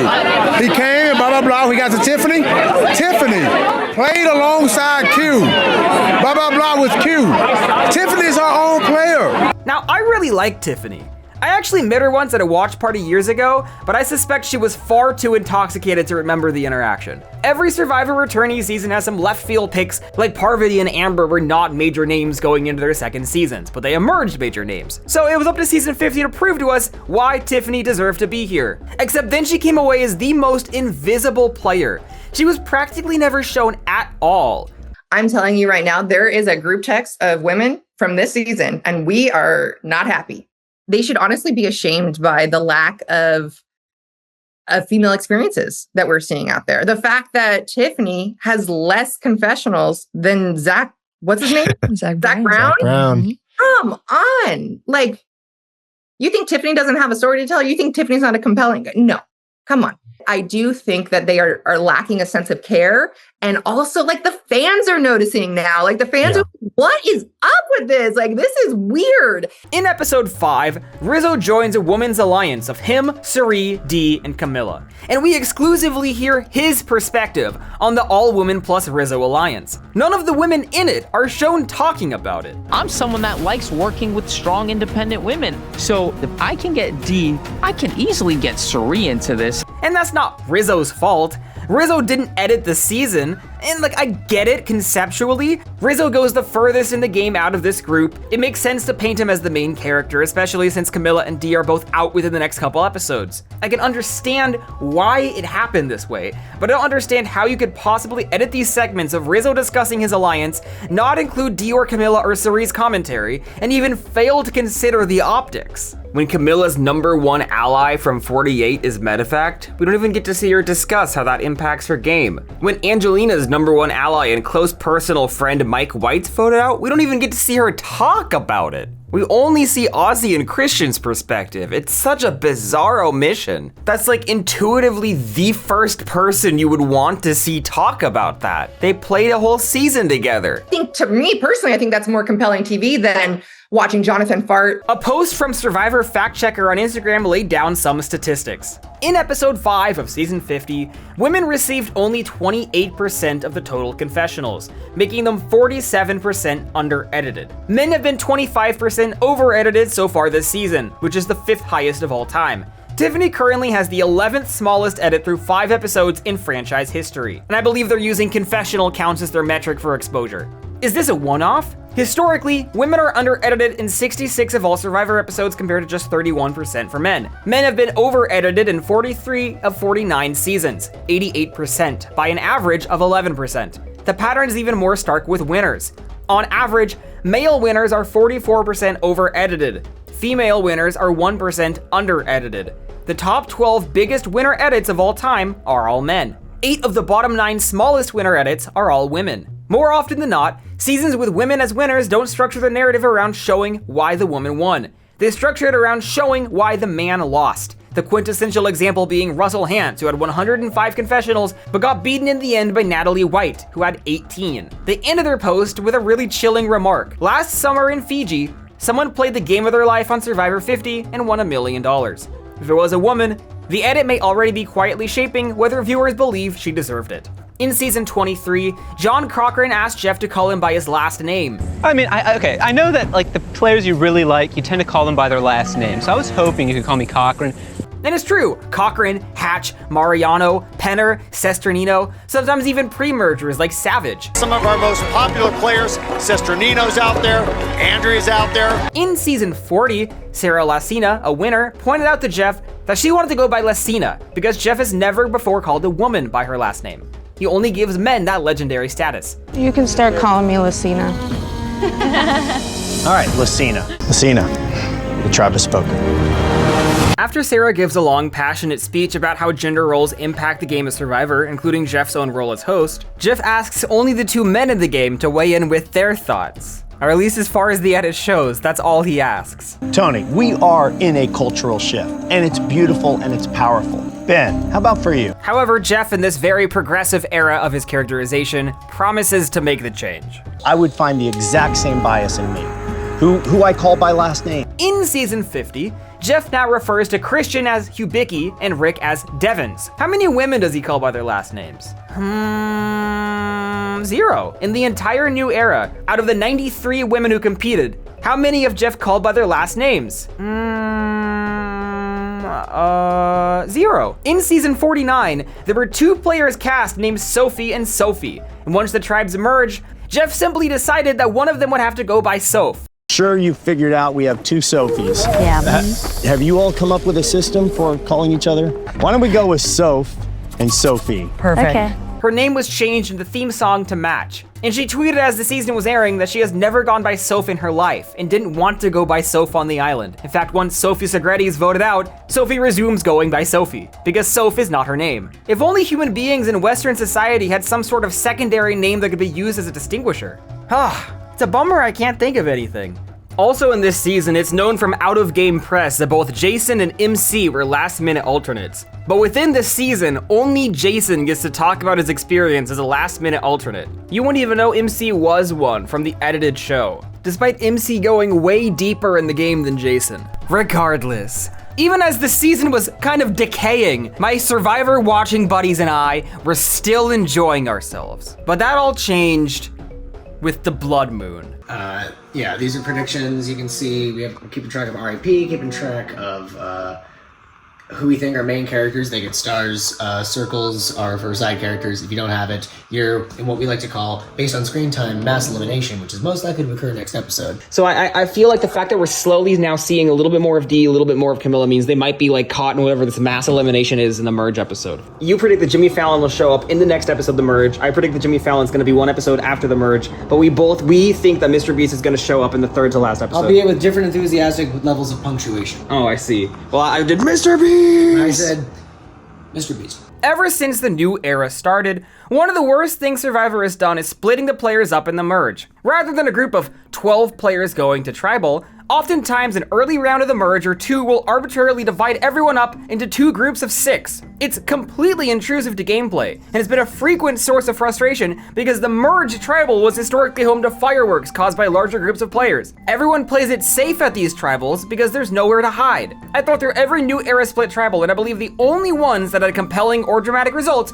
are 42 and 44. And what was the common denominator here? Both of these were fueled by the groups influencing each other. In 42, Marianne saved Drea because she saw Roxroy eliminated, and in 44, the first group was watching the second, and the drama resulted from everyone being anxious their ally would be voted out. The merge of Survivor 50 begins with 17 players on the same beach, by far the most there's ever been. And here, Jeff hypes up a twist. 63% said, I love twists. Bring them on. And in order for something to be memorable, it's got to be rare. That's what makes it special. An event happens that is so memorable and so rare. Jeff reveals, get this, that they'll be splitting everyone up at the merge. So memorable and rare, it will forever change the game. Dog, that's not a twist. That's what everyone intuitively assumed would happen because it's exactly what you've done for the past 9 seasons. What's the point of having 17 people at the merge if you don't send a group that big to tribal council? Why not do an actual surprising twist where you vote off 3 people in a row, one by one with a giant group of 17 people? I've seen some people propose that from a production perspective, there's too many people to fit comfortably in that tribal council space, but if that's the case, then why even merge here? They were already on 3 tribes. Just send 3 tribes to 3 tribals and merge afterwards. In these 3 groups, 3 eliminations occurred, and none of them would have happened if the numbers broke down differently. Pure random chance swap screws eliminated 3 players who couldn't have done anything in their positions.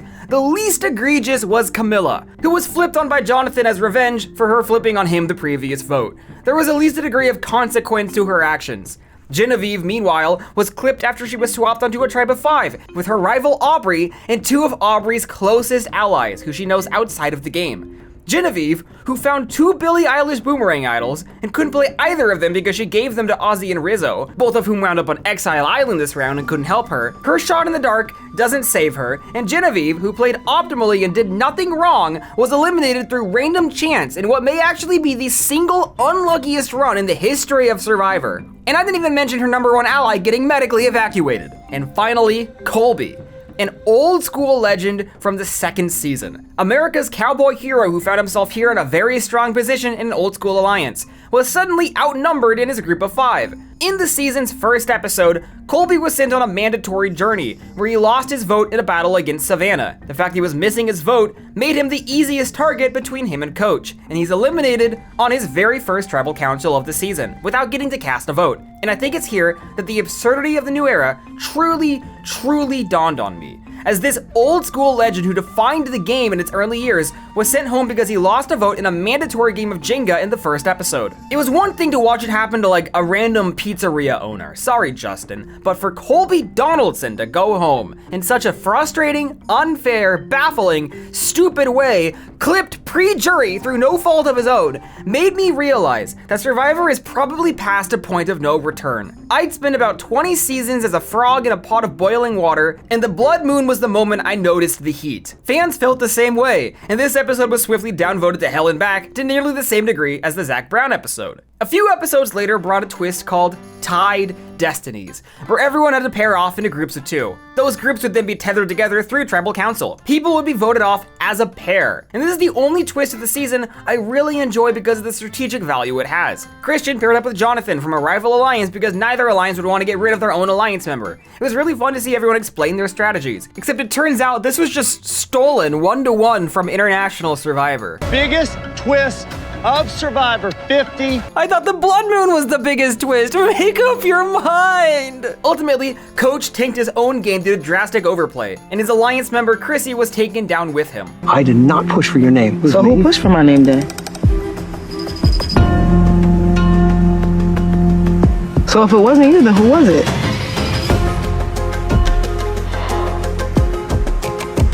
Chrissy's legacy is that she was screwed by a deeply unfair twist in season 35. She most likely wouldn't have won that season had the twist not happened, but the twist made it impossible for her to win. Chrissy ended her Survivor journey by getting screwed over by yet another twist. And Jeff explicitly says she has to go before Coach so Coach can get a big send-off. Chrissy, you'll be first.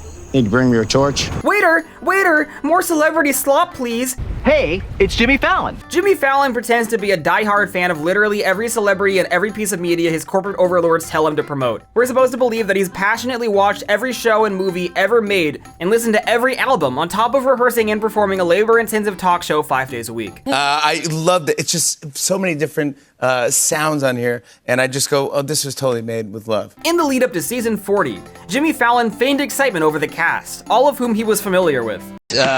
I'm looking at some of these people in here. Wendell, oh yeah, of course. Sandra, oh my gosh. Yeah. Jimmy Fallon, tell me what was significant about Wendell's final tribal council where he won. Jimmy Fallon, who did Wendell cheat on the mother of his child with? Around season 48 or so, when Survivor was mounting an unsuccessful Emmy campaign because it overestimated how much people would care about Joe and Eva, Jeff Probst appeared on Jimmy Fallon. In season 50, should Jeff Probst be a Survivor contestant instead of the host? Oh, man.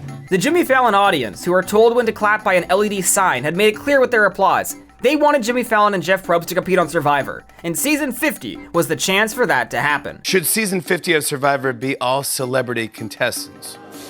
I don't... I'm gonna go. I mean, unless this is sealing my fate, I would never, I don't think I'd be, all right. In episode 9, Jeff competed against the cast, and if he lost, they won rice. And it was a very fun segment, even if it's clearly not what anyone meant when they voted for Jeff should compete. This was Jimmy Fallon's idea, and one of the questions was, should I ever participate as a player? It was like 90%, so thanks, Jimmy. But Jeff Probst, as he had done all season long, claimed this fulfilled the results of voting when it clearly didn't. I was thinking while watching, okay, Jimmy Fallon's involvement wasn't too bad, but then I came to a horrifying realization. Not yet had we heard Christian say, Jimmy Fallon may decide my fate in this game. After the challenge, one player must go on a journey. Ozzy raises his hand. Christian, planning a blindside on Ozzy, raises his hand as well to prevent Ozzy from getting a potential advantage. Christian wins the draw. Note is from one Jimmy Fallon of The Tonight Show. I'm a massive Survivor fan, so when I heard Survivor 50 was in the hands of the fans, I knew I had to be part of it. It's here on a barge that Christian is given the terms of engagement. Complete a puzzle before time runs out. If you succeed, you can cast an early vote at Tribal Council here and now, which, for the record, is a near worthless advantage because he's completely isolated from the tribe and he doesn't know who the target of the vote is yet. It's just a nerfed extra vote.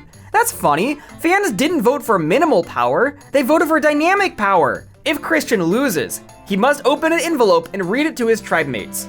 Christian loses. His puzzle plunges into the ocean, a perfect visual symbol for the state of season 50. And upon returning to camp, Christian says the following. Because you failed on your journey, you will make history at tonight's Tribal Council by being the first player to cast a vote against themselves. Well, the target was seemingly going to be Devon's tonight. As Rizzo points out, a locked vote on Christian will just make it that much easier to get rid of him now. And the entire tribe realizes this is their best shot to remove him earlier than they planned. And with that, fan favorite Christian Hubicki is eliminated from the game because he's forced to not only vote for himself, but tell everyone on the tribe that that's the case. A disadvantage so severe that it killed his game and put him in a situation where there was nothing he could do. Even Christian himself seemed lividly upset during that tribal council. And for me, it's just fueling my rage. This has never happened in the history of Survivor, and it'll be happening with me. I am living a farce, and that's why I'm rage-filled. Survivor fans love Christian as much as Christian loves getting screen time. So this did not go over well. I wonder if IMDb liked this one. This is a message from Jimmy Fallon. How dare you? This idea that you had, it's terrible. No more ideas for you. I look forward to your apology. But the next night on Jimmy Fallon, Jimmy featured Christian as a guest on the show and apologized profusely. It wasn't supposed to be you. And I felt so bad because I love you. As well as confirming that he didn't come up with the advantage at all. And he calls me back and they have great producers on the show and they go, here's this idea that we have. And I go, oh, I love this, it's perfect, great. And which makes me question when Jeff Probst insists that Zach Brown came up with his reward. He is the architect of this reward. That's his idea. Is that actually true, given that's clearly not what happened with Jimmy Fallon and Billie Eilish? This feels like the symbolic equivalent of Jeff giving the celebrities an unplugged controller while he has the actual functioning remote. Write someone's name down as a secret vote for the next tribal council. About a year before the season, there was a Survivor influencer special with 8 influencers, 2 of whom worked for the Mr. Beast company. And I was wondering at the time, why is 1/4 of the cast from Mr. Beast? And I was also thinking, what kind of game format is this? There isn't even a winner. They just voted one person out and said that's the end. What kind of waste of time was that? I was also thinking that. Additionally, Jeff Probst showed up on season 2 of the lawsuit spawner Beast Games, with an episode dedicated to Mr. Beast showing up on the Survivor Island. And I was so naive. I should have seen this coming. Mr. Beast was added to Survivor. Jeff Probst, who went off on Carolyn for going on the Traitors, was now collabing with Beast Games and glazing Mr. Beast on national television. What you've built between Mr. Beast and the Beast Games is really unbelievable. I mean, you are the biggest thing in the world. And after 7 months of dread from the first teaser trailer, it was time to see how this would play out in episode 10. And they filmed this after all of the lawsuits and scandals, by the way. Jeff is actively, willingly platforming the subject of countless sexual misconduct allegations. But at least he doesn't say come on in guys anymore. I too want to be of the moment. This show continues to insist that Mr. Beast is a huge fan of Survivor, except in this promotional video. What is it, Jeff? Well, these are called grubs. We featured them a lot on Survivor. They're moving. They're alive. You give people live bugs? Oh yeah. I can tell you're a huge fan of Survivor, Mr. Beast, given you apparently didn't know people ate bugs on the show, aka one of the things people know about Survivor, a classic challenge that has recurred every couple years since the beginning of 2001. I guess he just skipped those 25 seasons. Dude, something that bothers me more than anything is this fake fandom populism. When high-ranking creatives pretend to be diehard fans of something in the For Fans promotional videos, and it could be more obvious they're lying through their teeth. Stomping Koopas. The movie Transformers Rise of the Beasts adapted the 1996 Beast Wars cartoon, and every behind-the-scenes video had director Stephen Cable Jr. gushing about how he's a die-hard Beast Wars fan and it was his whole childhood. And then meanwhile, there's a panel where, live on the spot, he doesn't know Rat Trap's name. You know, one of the 5 main characters of the show? I guess he just skipped all 3 seasons. During the auction, Mr. Beast arrives. Jimmy brings with him a Mr. Beast Super Beware Advantage. Mr. Beast Super Beware Advantage. What is that, you ask? The players spend all day wondering, as countless plans shift around out of fear of this massive unknown factor. And what is now the only way Survivor is played, it ultimately settles on the most obvious, safe vote, Rick Devens, who's on the outs. There was a simple plan in place all along. And then people start throwing ideas out. And everybody wants to make the big move and be that person. But it all comes back to basics, I think. Back to the people that you've been trusting and sticking to the plan. Jeff decides to give Mr. Beast Twist all credit for the cast dynamics. I think this is the single most fascinating tribal I've ever been a witness to. And I'll tell you what I just saw play out. The psychological arc, the impact of the mere presence of Mr. Beast. Now, Mr. Beast arrives at Tribal Council.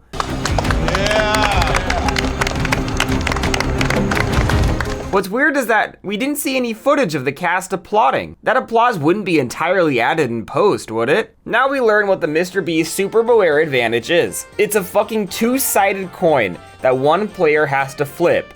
If it's heads, the prize will be raised to $2 million, and the person who flipped it is immune tonight and gets an idol for a future round. If it's tails, none of that happens, and the person who flipped it will be removed from the game immediately.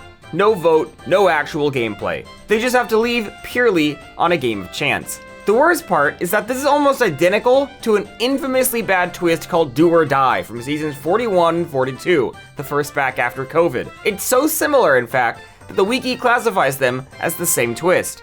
There, the first player out at a challenge had their fate in the game of pure chance as they opened blind boxes. If they open the box with flame, they stay in the game. But if not, they're eliminated. Immediately. Eliminated by completely random chance, making the last 3 weeks of starving in a jungle completely for nothing. And of course, this was despised at the time. It's not even a game. Luckily, both players were able to make it out. And again, Rick Devens lands heads and is spared from the vote. Stephanie's taken out instead, who most Survivor fans don't seem to like.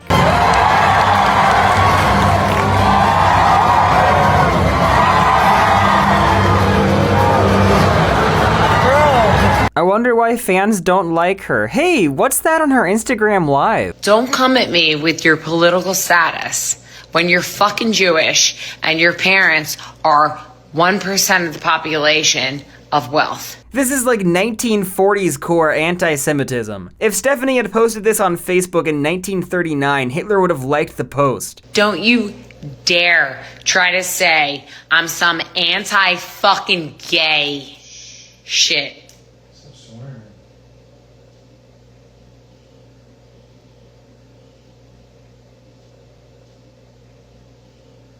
Out of the 4 torch snuffs, this is definitely the hardest. Her torch has only been snuffed 3 times. Did she forget she made it to the end once? A baffling number of people were like, wow, what a cool twist. But guys, the positive outcome was entirely dependent on chance. Sorry, I said guys. Had Devins gone home due to a coin flip, everyone would have been pissed. This is actively getting in the way of natural gameplay. It wound up saving a player who was on the outs, rather than fucking over someone who was on top. But the only reason the vote had shifted onto Devins this round was out of fear of the super beware advantage. It's by pure luck there was a good outcome. There was a 50-50 chance it would have had an awful outcome. It's a dumb twist. Lots of people said, wow, good job Mr. Beast for not hogging up all the screen time, as if Mr. Beast was editing the show himself. Like, that's entirely dependent on the edit. Shortly after the Zach Brown episode aired, there was a report from The Sun which said they were actually frantically re-editing the Mr. Beast episode in response to the backlash. Now, I'm not chomping at the bit to believe this wholeheartedly. Like, what on earth is The Sun? But Jeff Probst vehemently denied that there was any re-edit of the episode, and this is what it was always gonna be like from the beginning. And Jeff saying that, due to his hobby of lying, makes me not believe him by default. It's weird that Zach Brown got several minutes of confessional content, but Mr. Beast didn't get any. If that was their intention from the beginning, that's an odd asymmetrical choice. I think Mr. Beast is more famous than Zach Brown. This isn't my chocolate. There's no Feastables in here. Yeah. Who's in charge of the chocolate? What I think? You know what I think about this? Yeah. That's what I think. It's about probably not ethically sourced like Feastables. It's not a Feastable. I'm not.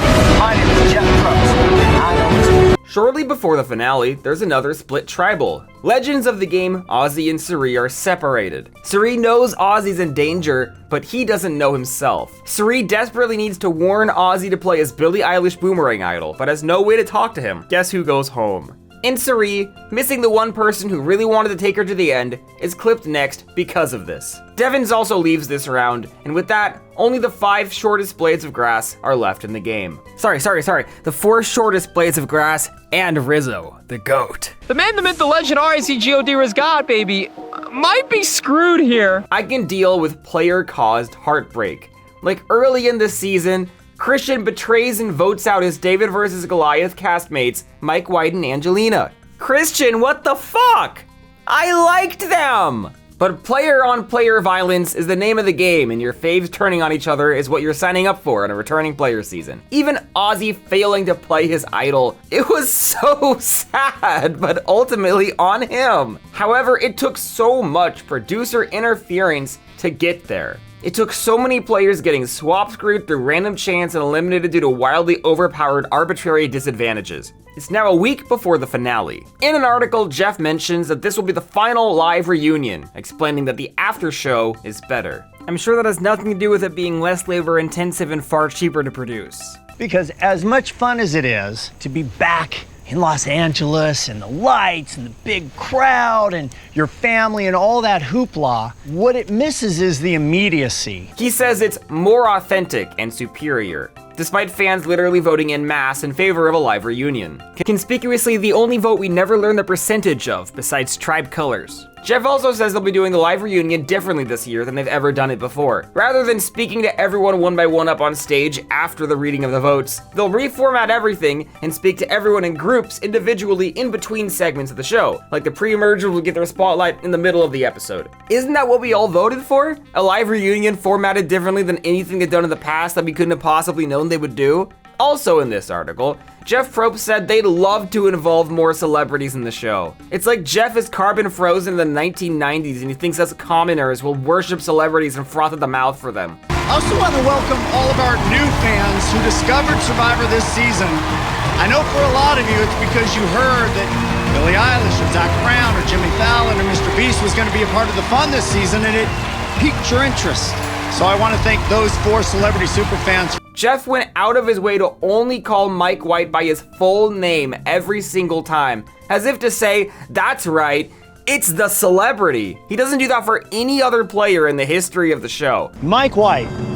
With the success of White Lotus, Joe going up first, Mike White going up, it's gonna be Colby going first. Christian, random draw, view, Mike White and Angelina. The new and improved and ripped Mike White on the beam now. Jeff's bizarre obsession with glazing celebrities has reached a point where multiple of the show's winners are now weighing in on it. Jeff is really actually a very sensitive soul. And he stopped getting like the Emmys. He doesn't get a whole lot of like recognition from other celebrities. And I think that's given him a little bit of a chip on his shoulder. And I think it's why he wants and craves the attention so much from the celebrities that do like Survivor, that do give him praise, that are invested in what he's doing, because this is everything to him and he's given it his whole life. But I think it's about how that makes him feel more than it is about like the fans or the show. We have a crew of 400 from all over the world. And the best part was I was able to say, check it out. Jimmy Fallon sent us this idea. I'm showing him my phone. For real. Jimmy sent this. Writer, producer, director, he's an actor. Tyler Perry is a Hollywood powerhouse. You know him from House of Pain, the Medea movies, but he's also a massive Survivor fan. Survivor is also like, this is the gold standard for competition reality TV. It doesn't need these kind of gimmicks. Like I feel like Survivor is just frankly above this, and I wish it would act like it. It did used to act like it. And for some reason, it had, in so much that it was just like, we're never doing a celebrity version. We're going to do all-star seasons, far and few. We don't like it when our contestants go on other seasons because we feel like we're above the traders. We're above like Deal or No Deal Island or whatever. But then it's like, oh, they're not above like Jimmy Fallon writing a letter for this channel. Like, you're above that too. It's finale night, baby. In the editing language of the new era, there is a final 5 edit where the person eliminated in 5th place is highly under-edited to the point of being near invisible, with confessional numbers far below everyone else left in the game. The speculation is that this is because finales start with 5 players left, and they don't want the first vote off of the finale to feel incredibly dramatic. There should be a slow, rising action in something. Thus, it seems the players eliminated in 5th place are conspicuously under-edited to make this end. Players such as Maria, Lauren, Lindsay, Julie, Christina. Is it just me, or is there some sort of gender they all have in common? It's weird that the 2 new era men in this spot, Ricard and Mitch, were prominently featured characters. In fairness, Carla was also a huge character eliminated in 5th place. Genevieve doesn't count because she went home in 5th, but that was in a 2-part finale that was split in half to work around an election. So she had the whole episode dedicated to her elimination, and the same logic does not apply. All this to say, it was pretty obvious, based on the editing, that Tiffany would be slotting into a silent 5th place finish. My friends were like, whoa, hey, I don't know, Tiffany might win this puzzle. I was like, guys, she won't. Tiffany's 5th. And that's exactly what happened. The show's editing has become so predictable and formulaic in the new era that the exact boot orders can be guessed because the patterns stand out like a sore thumb. After her elimination, this is what Jeff asks Tiffany.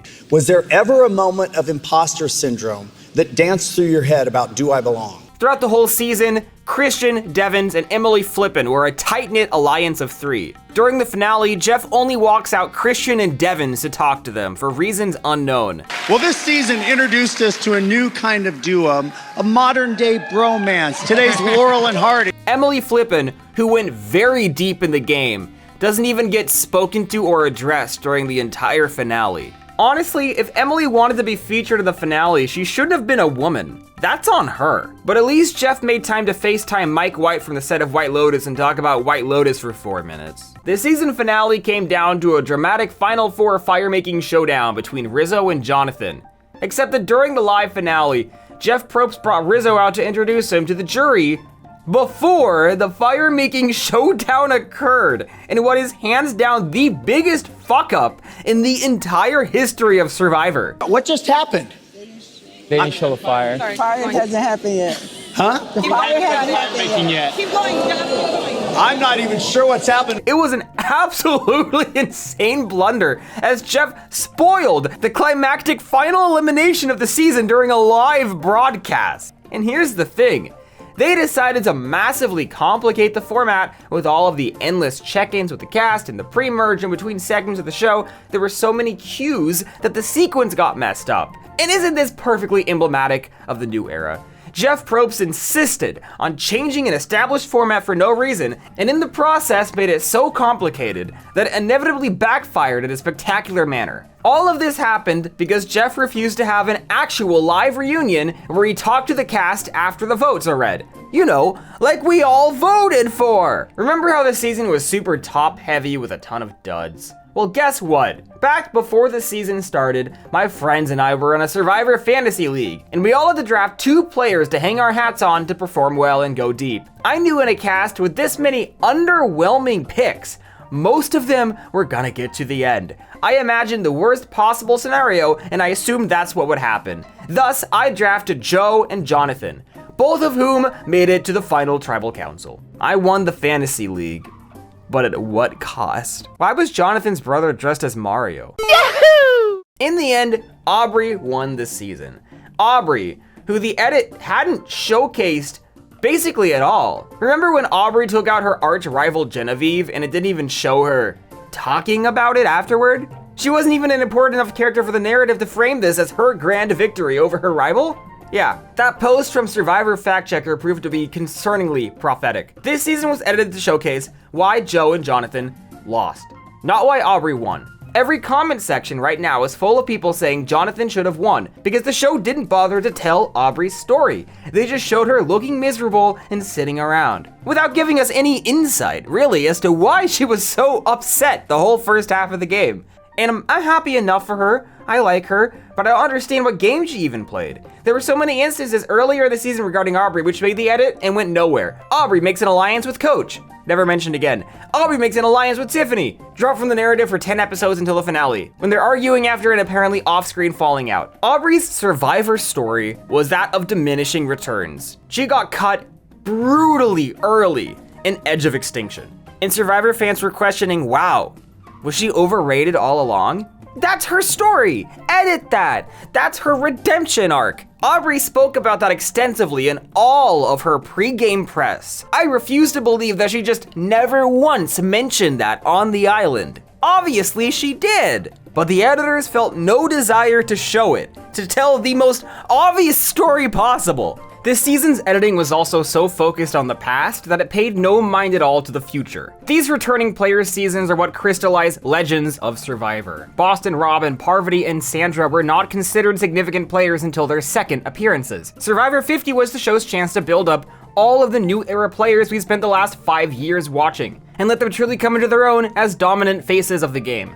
But the edit shafted all of them in favor of the old school players, who everyone was obviously more excited to see back. As a result, players like Camilla, who are funny as hell, got totally shafted. Major power players like Dee and Charlie only became relevant a couple episodes before their ousters. Tiffany was invisible. With this season all said and done, who actually became a new era legend? I think it's just Rizzo, because the edit propped him up as much as it did. Maybe Genevieve? But I think that's in large part because everyone feels bad for how screwed over she was. I think Tiffany developed a fan base as well because everyone was so upset at the show for not even featuring her. The most popular Survivor players in the community these days are popular in large part because they got screwed over by production. Again, they needed a new era all-stars. You know what it's giving? It's giving late game MCU. In-game, Winners at War, finished the storylines of all our original heroes and gave them one last send-off. Then what should have happened was a new era featuring the younger faces. Spider-Man, Doctor Strange, and Miss Marvel. Let them be the new faces of the franchise who we become just as invested in as the old heroes. But instead, they didn't. They introduced so many main characters in such a short span of time with such a scattershot focus that there was no possible way they could all come together in a team-up movie. No one could keep track and no one cares anymore. And now instead of Avengers Doomsday featuring the new Avengers, we're crawling back to the old ones. We're bringing back Chris Evans and Robert Downey Jr. because we failed to make people invested in the second generation. You could not live with your own failure. Where did that bring you? Back to me. Survivor 50 failed to establish the names and faces that are going to move the franchise forward, because the old school legends are in their 50s and 60s now. That is not the prime age to starve on an island. When they made this awesome montage of the history of the show, how many epic moments from the new era were featured? It was like just Liz yelling, "I'm pissed." I'm pissed! The editing also made it very obvious who the winner was going to be. In season 41, the winner, Erica, was almost completely invisible in the edit because she was a woman, and the editors didn't think it was important to show her. Erica received intense, angry backlash from fans who insisted she didn't deserve to win, because the edit largely didn't show the reason she did. Ever since then, the editors have made a choice to ensure that every winner gets a confessional in every episode. This has been true for every season since 41. As 50 went on, there were so many players and so much time was dedicated to Zach Brown that about half of the cast had 0 confessionals within the first few episodes, including several of the major contenders like Rick and Sari. I was watching videos analyzing the edit, and they kept insisting that these players were no longer contenders, and I even thought they were overvaluing that. The editors wouldn't make it that predictable. There's so many players, 50's edited differently, but no. As the season went on, Aubrey and Rizzo were the only players left with a confessional in every episode, and Rizzo didn't, in all seriousness, seem like a strong contender to win. He's still the GOAT though. The man, the myth, the legend, R-I-Z-G-O-D, Riz God Baby, was conquered. I kept seeing people mentioning that on the betting markets, all of the money was on Aubrey, and that was apparently true for Savannah in 49. So apparently in all Survivor seasons, you can know who wins by just looking at the betting markets. I think Cass, a contestant from season 28 and 31, put it best when she said, "Jeff is a wonderful host, but he is not a good producer." What just happened? This show is profoundly meaningful to me, and its golden age will always be downright magical to me. For the past several years, this has been my home screen. This is me and my friend Gwen returning my sister's cardboard cutout of Jeff Probst I got her for her birthday. I have put up with Brandon Donlin completely bombing stand-up because I love Survivor, and Survivor fans will support Brandon Donlin, rain or fucking shine. Oh, that sucks.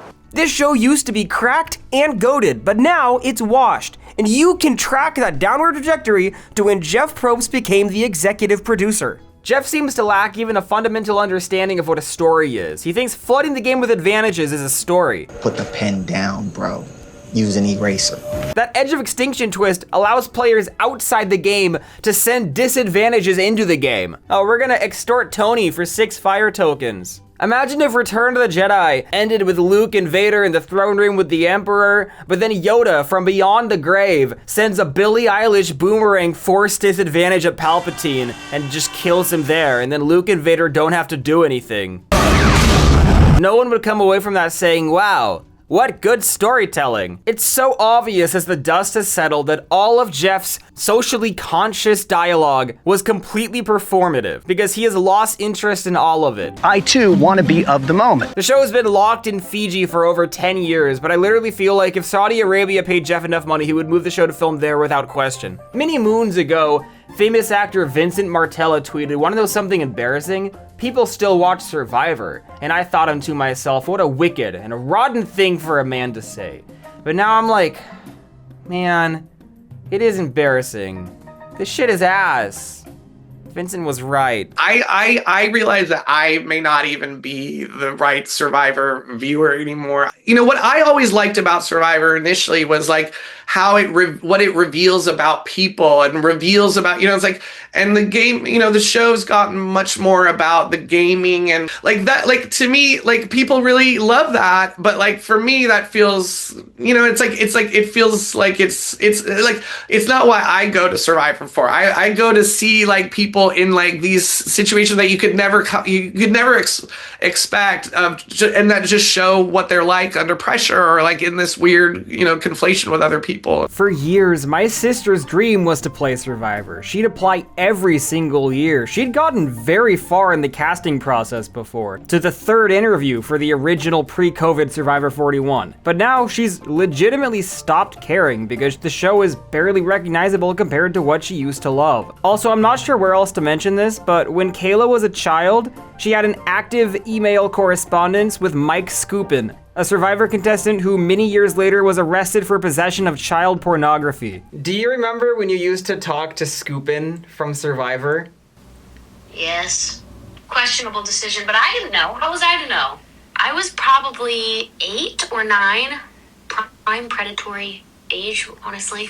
I found his email online, basically. He was a pastor, so I emailed him like, "You're a pastor and I watch you on Survivor, and it made me so sad when you fell in the fire." They made it look like he died. He almost died, so I felt compelled to email him and tell him that I was glad he didn't die. Then he responded as well, right? Yeah, he did. I think we emailed back and forth a couple times. I don't even remember what he said. I think it was something like, you know, Jesus loves you and send me your nudes. No, I'm just kidding. I don't know, dude. In the trailer for season 51, Jeff Probst makes a clear statement that the show will be doubling down on everything. For the first time ever, our entire history, every advantage, every idol, every twist we've ever done, 50 seasons of Survivor is in play. What do you mean every twist at once? Are you gonna do the Outcast and Redemption Island and Edge of Extinction all at the same time? Look at any Survivor thread and almost everyone has a different interpretation of what the fuck this even means. Is everything happening at once? Does it mean there's a potential for everything to happen at once? Once again, they're using language so vague that even the show's die-hardest, paying attentionist fans aren't even sure what is being communicated